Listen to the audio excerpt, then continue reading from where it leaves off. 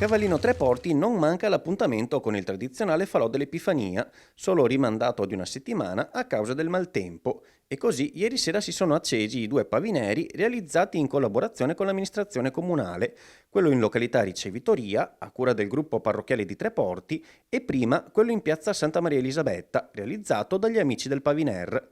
Una consuetudine la loro che dura e si tramanda da ben 40 anni, tra passione, amicizia e quel pizzico di magia che solo il tramandare tradizioni secolari sa donare. La tradizione nasce da un gruppo di amici che appunto 40 anni fa ha deciso di portare avanti il comitato delle manifestazioni di Cavallino. Daniele, Giuliano e Venerando hanno deciso di creare questa manifestazione che viene tradizionalmente dai nostri avi, quella del Panevin. Sandro, come viene costruito questo Paviner?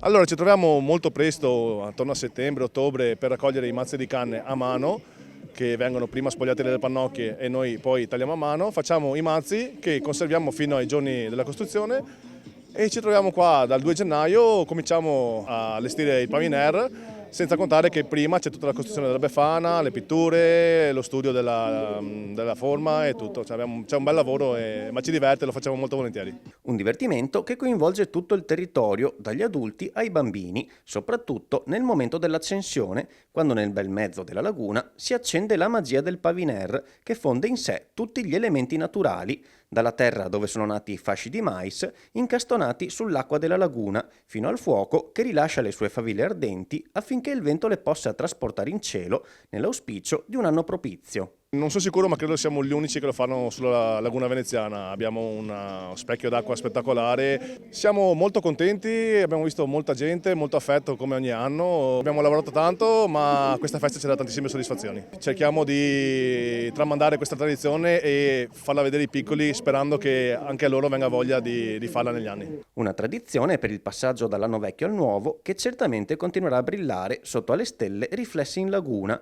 per la gioia di bambini e non solo.